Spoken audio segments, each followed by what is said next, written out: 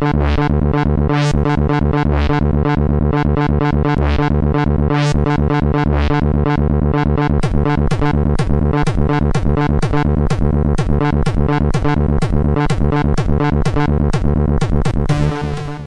what we've decided to do is we've edited up 4 clips, 4 extended clips, which are effectively like game making ofs. One of them, 2 of them you've just seen, Matthew Smith on Manic Miner, Mel Crouch on Des Ex Machina, and we've also edited up Rob Hubbard talking about early coding, and a 4th one is David Braben on Elite. So these are 4 extended clips. They're around 6-7 minutes apiece. Basically from today onwards, anybody that pre-buys the film, whether that's digital download, DVD or the Blu-ray version, immediately receives a link to be able to download a bundle with those 4 clips in there in full HD. So we just thought it was a good idea to get those edited up so people could start having those. And perhaps it's a good time to also move on to the soundtrack of the film, which is actually being created by Rob Hubbard and Ben Dalglish, who is sitting to my left here now. We're going to have a little bit of a chat about what the soundtrack is. It's been coming along now for, well, nearly pretty much all year, isn't it, guys? Yeah. And also, you heard, perhaps most of you heard at the very beginning of the set tonight, we played the opening, the main theme from the film, which is actually called The New Frontier. So I'm just going to ask Rob to perhaps explain, to have a little chat with me about exactly what the meaning is behind the name of the track. And some of you may have in fact noticed that it had a sort of slight Wild West, spaghetti western sort of feel to it. You're probably thinking, what the hell's that got to do with the British games industry? Can we just play a little bit of that, that track again, the one marked up as CD, number 1.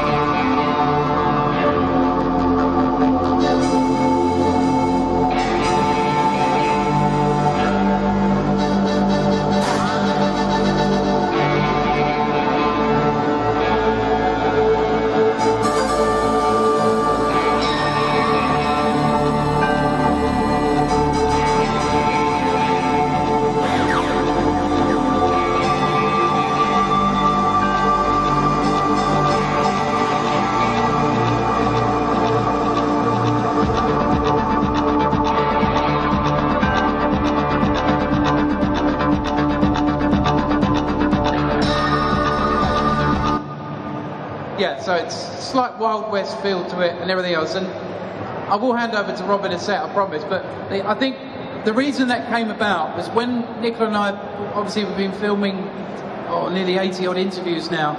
And one of the common lines that kept coming up over and over and over again, you know, and you wouldn't sort of put the words in their mouth. They would effectively say, oh, it was like the Wild West back then, or it was the New Frontier, or we were like cowboys, or we were lawless, or making it up as we went along.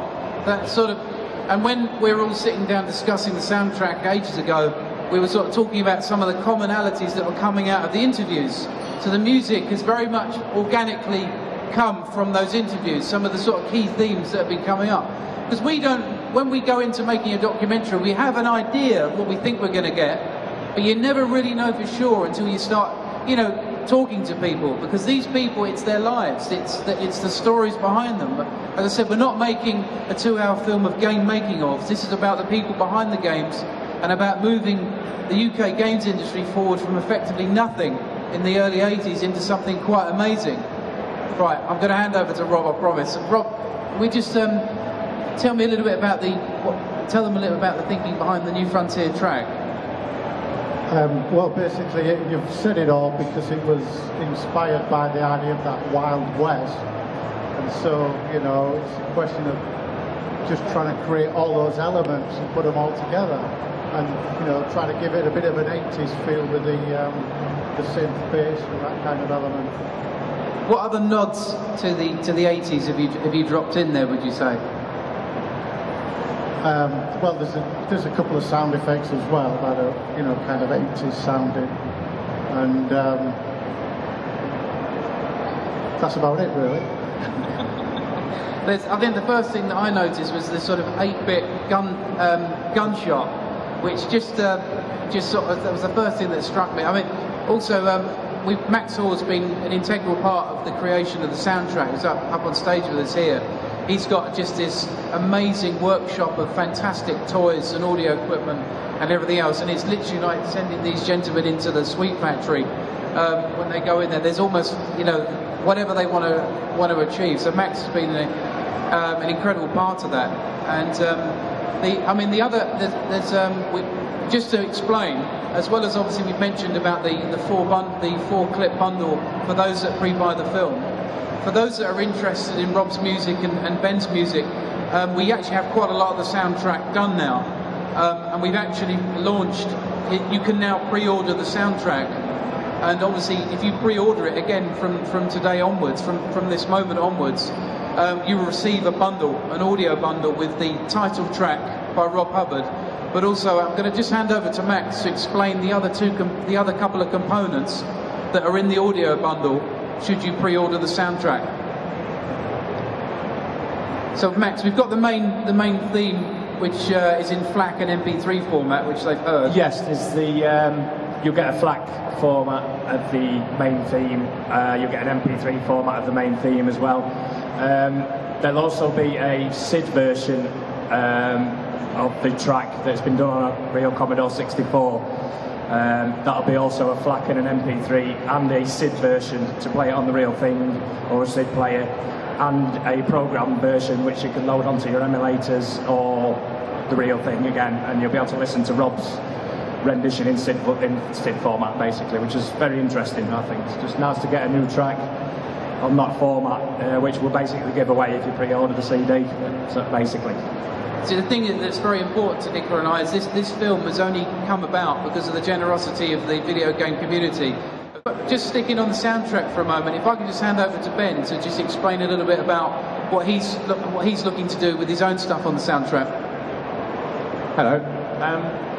Yeah, I'm trying to get back to the original SID stuff. Not necessarily writing a SID piece, but trying to recapture the whole sensibilities of working with limited things, you know, I'm restricting myself. It's so easy to walk into a studio, especially Max's studio, which is just full of synths, and go, oh, that's a big lovely sound, I can use some marvellous big synthy pads here and 14-piece drum kit and all the rest of it.